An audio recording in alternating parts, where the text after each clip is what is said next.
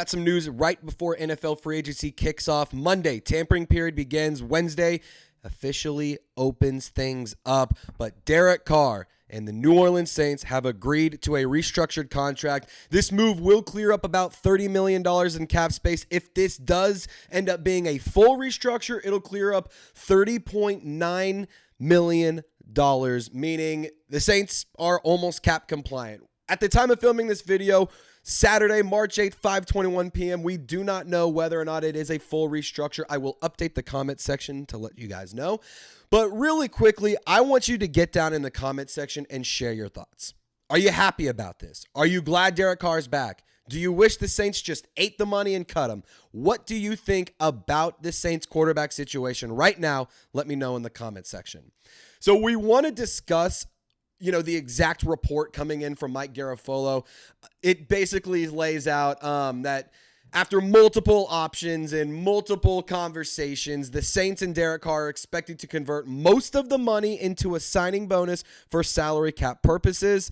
Carr is in line to get all $40 million owed this year. Again, from Nick Underhill, the report is that this will clear up about $30 million in cap space. In terms of how I feel as a fan, I mean, Derek Carr's uninspiring. What are you going to learn in year 12 that you didn't learn in year 1 through 11? I understand that things are different now with Kellen Moore running the offense. And I also can, sit here and understand and acknowledge the facts that last year the injury bug absolutely decimated not just the Saints offense, but the Saints roster as a whole. I mean, I just feel like this was a great opportunity for a reset. The draft class is not loaded with a ton of quarterback talent. Just because you restructure Derek Carr doesn't mean you're not going to add one anyway. Like, how I think things should work out is you end up trading Jake Haener if you can get a 6th or 7th round pick. That would be kind of cool. Or you just, cut him. But you still draft a Jackson Dart or, maybe a Quinn Ewers or somebody just to get some new competition, to get some fresh legs and some new blood in the locker room. I don't think that this is all doom and gloom for the New Orleans Saints. Mickey Loomis has said that they feel that Derek Carr's a quarterback that they can win with. He has also said that they're going to be more active in free agency. Like I mentioned, the Saints still have space to clear up. They should be, if I remember correctly, should be about $16 million still over the cap, but you can easily get cap compliant with just 1 or 2 more simple restructures, cut 1 or 2 guys, and you're going to be cap compliant and you'll have money to spend. The big thing about this, coming from Jason over the cap, the 2026 salary cap number should jump to about $69.2 million. Dead money, if cut, will be about $59.7 million. So, either way, you're paying the piper. Derek Carr was very adamant he was not taking a pay cut. I don't blame him. I would not take a pay cut. If my boss approached me, James, I love you, man, but if he approached me and asked me to take a pay cut, I'd tell him to kick rocks. That's just not going to happen. In terms of the restructure, yes, it helps the team this year. But with Kellen Moore, and I want to give some credit here to Matt Moscona because I heard him have this take, and honestly, I agree with it. And I haven't really gotten to give my perspective on this take. This was an opportunity to reset. You had leeway. You had a couple of years where you're not going to have pressure on Kellen Moore in year 1 or 2 because it goes bad. Now some of that pressure is back on because you have a veteran quarterback that's leading the team. Again, I don't think that this is a terrible move for the Saints. Just as a fan, that part of me is just like, it would have been nice. It would have been fun to do something different. I accepted the fact, and I was willing to sit here and suffer multiple games, multiple losses, multiple tough just feats of football for the betterment of the long term. However, that's not what we're getting. I will add, when it comes to Derek Carr's restructure, the Saints, they need to start being smart when it comes to the money. Restructuring guys like Eric McCoy, I think makes total sense. But restructuring guys like Tyrann Mathieu and Demario Davis and Taysom Hill, that's where things can get a little tricky. Now, you obviously can approach some of those players to see if they could take a pay cut, but Demario and Tyrann both took pay cuts last year. I don't think they do that again. Taysom Hill, 100% should and I believe would be willing to take a pay cut. But just kind of want to dive into just some salary cap mumbo jumbo for you guys. Carr was owed $40 million in guarantees by the third day of the new league year.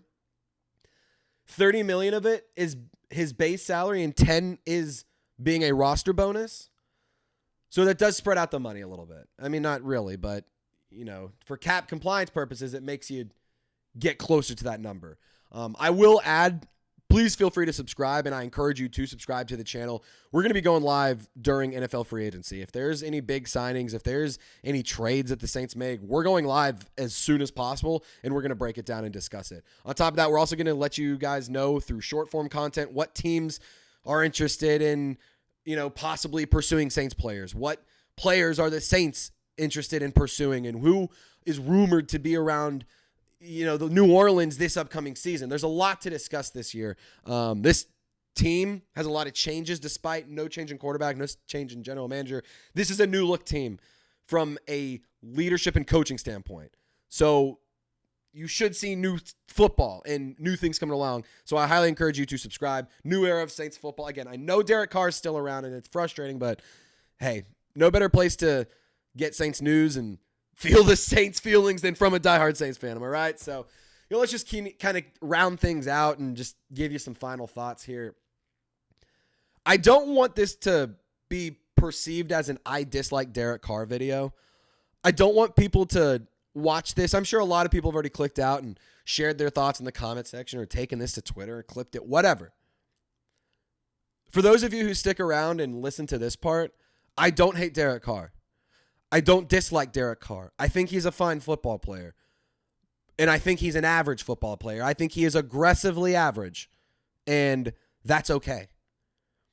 If I ruffled some feathers, if I upset you, I'm here to tell you right now, Fresno State, although you are a diehard fan, is not an NFL factory when it comes to producing NFL talent. I get the undying loyalty and just the blind support for a player you love. I've had that for players that I love. Don't get me wrong. But what I'm really tired of is people acting like Derek Carr is the second coming of Jesus. I mean, he's touchdown Jesus is what it feels like people think he is.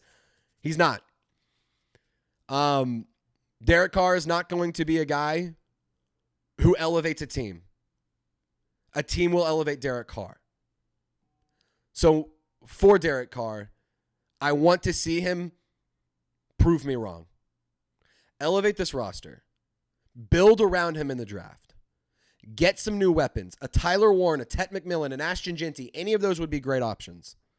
I also think that there is something to say about building in the trenches, both on the offensive and defensive side of the football. But Derek Carr is your quarterback this year. You have to find a way to make that work, or at least make something work, so you have something to build off of in the future when inevitably you move off of Derek Carr.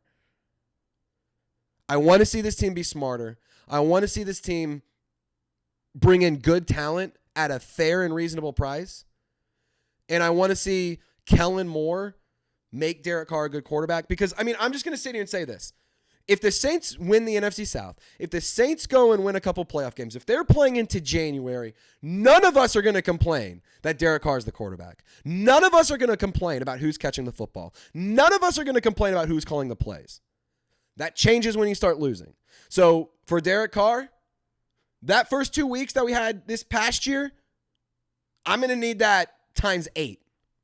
I need 16 good weeks of football.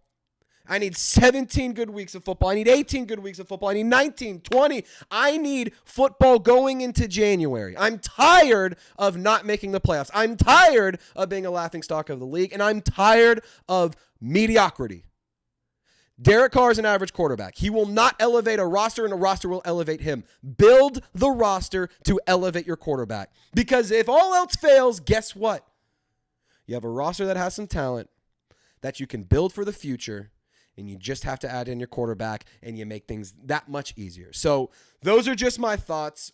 I'm going to give you guys a lot more content. If there is any other moves that happens, I promise you we will make a video. So friendly reminder to subscribe to the channel. Thank you guys for watching our whole video. Be sure to like the video. It helps more Saints fans find our content. And I just want to say thank y'all for everyone who supported us. We recently crossed over 10 million views on the channel in the course of the history of this channel. So, hey, just want to say shout out to y'all. And most importantly, y'all stay golden. We'll see you next time.